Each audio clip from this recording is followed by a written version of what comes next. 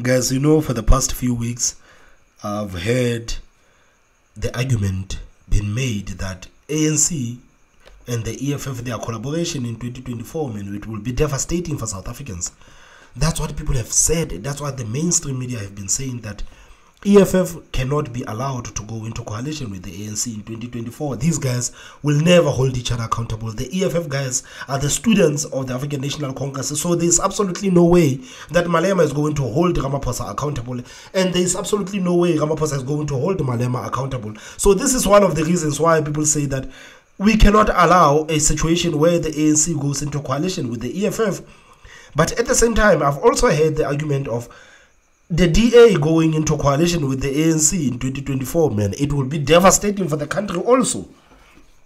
That's what people have been saying, that the DA and the ANC, their policies are day and night. So basically, these guys will be fighting each other for the whole 5 years. There's absolutely nothing that South Africans are going to gain from having ANC and DA running the country together in 2024. But there's one coalition that people haven't been talking about. There's one coalition that people have been ignoring. And this is a possibility of the DA and the EFF coming together in 2024. Yes, I know. Before you cut my head off, I know that the DA have already said that they are not going to entertain the idea of working with the EFF. They don't even want to work with the African National Congress. But guys, I'm old enough to understand that politics are politics and elections are elections. After the votes have been counted, everyone will be negotiating with everyone, despite what they said now. These guys can say that we don't want to work with the EFF because we believe that the EFF are terrorists. But in 2024, these people will be negotiating with the EFF. This is why I say that everyone will be negotiating with everyone in 2024. You've already heard that John Steenhuisen said that if the Moon Pact does not reach 50 or over 50%, all bets are off, which means everyone will now be allowed to negotiate with everyone. So guys, are we going to see the DA and the EFF coming together in 2024? Is there a possibility of the DA and the EFF coming together in 2024? Before you say no, man, it's not like these guys have not worked together before. The EFF and the DA have worked together before. Are we going to see the same collaboration in national government in 2024? What are your thoughts? Who do you think is going to win the South African elections next year? And I know you and I off camera had spoken about the EFF potentially working with the DA, of which the DA has openly said the EFF is enemy number one, more than the ANC. That's just a ruse. They're fighting this war by deception. They're smart. The DA are playing a smart game. Right. A reason why I say that the EFF... So what Rutendo basically saying is that the EFF and the DA are lying to everyone by pretending like they hate each other. These guys, actually, they want to work together to dethrone the ANC. That's what he's saying. What are your thoughts on that? Do you think that the EFF and the DA are just playing with everyone? They don't want people to see this possibility of these two parties coming together in 2024. If he's going to vote with the DA, Floyd Shivambu says it on his own in an interview that he did with Sizwe Mpofu. Dr. Sizwe Mpofu Walsh. Floyd Shivambu, is he the deputy president of the EFF? And he said clearly... He said we're willing to work with the DA. He says the ideal scenario is for us to totally dislodge the ANC. As the opposition, we come together, we unite, and we totally dislodge the ANC. We remove their ambassadors, we remove their military generals, we remove everybody, every remnants of them. We take it out by the roots and take them out, right? And guys, if you are not familiar with what Rutendo is talking about, I have this clip right here where Floyd Shivambu was saying the same thing that Rutendo is talking about. Our first prize is to unplug the ANC completely out of power. And we know that the manner in which the organization ANC is built now, it's so dependent on government. So once you unplug them off government, they lose organizational relevance as well, because they utilize state resources for political campaigns. And so once you unplug them from government, they will dwindle into permanent insignificance. That we're 100% sure that once you unplug them from Because look, our path to power is simple, and I think we had predicted this at the formative stages. So in one of the private emails and interactions when we started the EFF, our prediction was that first elections will get 1 million votes, second elections would get 2 million votes when we're stabilizing the presence of the organization everywhere. And we already knew that we're going to start to gradually participate at local government level. Third elections, which is 2024, we're going to get 4 million and upward of 4 million votes. And then the fourth elections, it's an outright victory of the economic emancipation movement. And the prospects are there. We got 1.1 million votes, and because of some technical issues, in 2019 we got 1.8 million votes in South Africa. We easily could have received the 2 million, which we deserved in terms of the dynamics. And we're now on the path of the 4 million plus votes, if not more, which will mean that there won't be an outright winner of elections. And 2029, we're going to have the outright majority and victory in South Africa way. And we appreciate, by the way, that the path to power will sometimes constitute some of the tactical retreats and compromises, which otherwise will not compromise the 7 cardinal pillars, which will not compromise what we stand for, the foundational principles of the EFF.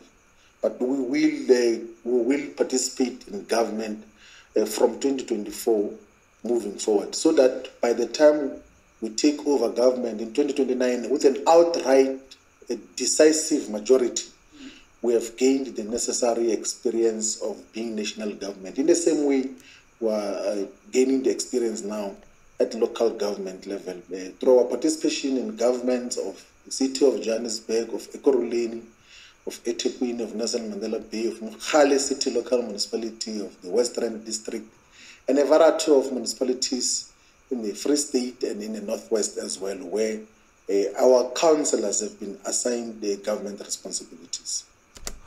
So guys, that is the video that Rutendo Matinyarare is talking about. So let's continue. And then we put a new system in the system. Right? Now, when you listen to that, it sounds very sensible. But when you start to ask yourself, who is the opposition and what kind of system will they put in, you realize that EFF is what, 6.8%, 6.6% in the national thing? I don't know if they were close to 10 last time, but please carry on. Right. They are a minority, and DA is 22%. They are the biggest opposition political party in South Africa. Not the EFF, even though the EFF tries to create the impression that they are that big. They're big on Twitter, boy. They're on Twitter. Whenever I run polls, the EFF wins all of them by far. But it's the same thing, like... And you know, the EFF been big on Twitter, man. This is one of the reasons you'll hear people saying that we need to start voting on our cell phones, man. I'm saying, like, no, you don't need to vote on your cell phone, man. You can't even take a day off, 1 day off, to go and participate in our election. You want to vote while you are sitting comfortable in your own home. It cannot be. It cannot. It can't be. Chamisa was big on polls, but in reality, he didn't have the support that he required. So anyway, the 2019 national elections, ANC got 62%, the DA got 22%. And EFF? 6.6%. 6.3. Yes. 6.3%. So they are a nothing party, all right, which plays big. So when they get into this coalition with the giant DA, they're going to be a junior player in this coalition of opposition parties that have decided that ANC has not gotten 50%. So let's all come together and remove the ANC. So they will be able to remove the ANC. But the DA will be calling the shots. Not only will they call the shot... Basically, Malema will be working for Helen Zilleman. Because they're a politically bigger party. But they've got more money. And the whole entire private sector system supports the DA. Yeah. Do you understand what I'm saying? Yeah, that's correct. And EFF will be told in no uncertain terms, you've got no security, you've got no guns, you are nobodies. Where now Floyd and Julius, there's VBS, there's on-point engineering, we can destroy you, of which I think they will destroy. So the DA will get to control power. But what happens when they control power? The difference between the DA and us black people is white people know how to use power. So what do they do first? They will remove judges that they think don't work for them. They'll put judges that will work for them and make right-wing decisions. So I want to correct. I made a mistake. I think I was looking at the elections before. ANC got 57.5. The DA got 20.7, and the EFF got 10.8. Brilliant. I think the seats before was the elections before 2019. Brilliant. Because I remember it being 10%, so I just needed to double check. But all the same. But I can be corrected as well. If But all the same, EFF is a junior player in this particular scenario, right? So once the DA gets into power, they will put people in key things, which is what we black people don't understand, which Mugabe understood. You remove judges and put judges that are more palatable to your political policy. And you do it unapologetically. You make sure that you remove people within the police leadership and the prosecuting authority system, and you put people amenable to you. You go to the army, you do the same. Once they have done that, they've got a system that can now enforce what they need. The unfortunate part is that they're always going to make decisions that are going to make the majority angry at some point. And remember, they don't have a majority mandate. This is the DA. The DA. Yeah. So the majority are going to start uprising. But they are prepared for that. Because they've got a democratic mandate to run this country. And they will utilize the words of insurgency, they will utilize words of insurrection, and make sure that they use their police to deal with this. And they've got the support of the West, because the West needs South Africa to align with the Western agenda. So unlike apartheid, if they use very draconian methods to control the masses, the Americans will say, it's fine. The same way they've accepted neo-Nazis in Ukraine, they will accept this government cracking down on black people. So black people don't realize that you will not get out of that system with a world that supports you. The world is going to turn away. The West is going to turn away because they need a friend in South Africa. They need a friend in Zambia to control SADC. I want to shut this conversation. What are your thoughts, man? What are your thoughts? Do you agree with Rutendo Matinyarare that we might see this collaboration of the DA and the EFF in 2024? Do you think that there's even a slight possibility of the DA coming together with the EFF in 2024? Because, guys, if we really have to think about it, man, it will not be hard to convince the South Africans that, guys, I know that, like now I'm pretending to be the DA. Guys, I know that we said that we want nothing to do with the economic freedom fighters, but to put the needs of our people before us, we need to work with the EFF. We can compromise on few issues so that we can work together with the EFF in 2024. Man, this is the reason why I say that you must never believe politicians or political party when they say that we don't want to work with a certain political party, because it is going to be so easy for them to turn on their weights. It is not going to be hard. It will be easy for them to turn on their weights, man. Even the constituents of the EFF, if Malema comes out and says, man, we have to do anything in our power to get rid of Cyril Ramaphosa, do you think that the EFF supporters will be out there trying to hold Malema accountable for working with the DA? No, they will not. They will just be happy at the fact that Cyril Ramaphosa is no longer the president. The same thing applies to the DA. The DA will go to their constituents and be like, guys, we know that we said that we will never work with the EFF in 2024, but we have to put your needs before our needs. And the EFF was the only party who was guaranteeing us this chance of running South Africa. So we had to work with these people so that we can put the needs of our people before the needs of the party. And the DA voters will be okay with it. They will be. So this is why I say, guys, this is why I always emphasize this whole thing. Like, do not believe these political parties when they say, I will not work with the EFF, I will not work with the ANC, I will not work with the EFF. Man, after the votes have been counted, everyone will be negotiating with everyone, because at the end of the day, the one thing that these political parties want is power. Nothing else, it's power. So, guys, please tell me, what are your thoughts on this whole thing, man? Am I reaching? Am I wrong?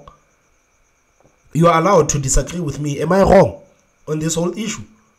Because I've said this for such a long time. Because the DA has been going around saying that we want nothing to do with the ANC and the EFF. But the same DA has been accused of negotiating with the ANC behind everyone's back. Gayton McKenzie already accused the DA of negotiating with the ANC. Even Hemel Mashaba was talking about this whole thing of the DA working with the ANC and negotiating behind everyone's back. So guys, please tell me, man, what are your thoughts? Please tell me, do you think that there's a possibility of us seeing DA and the EFF coming together in 2024? Is there any possibility of that thing happening? Please tell me what you think in the comment section. Don't forget to hit that like button, and the most important part, subscribe. My name is Thomas Mabaso, and I will see you next time. Bye bye.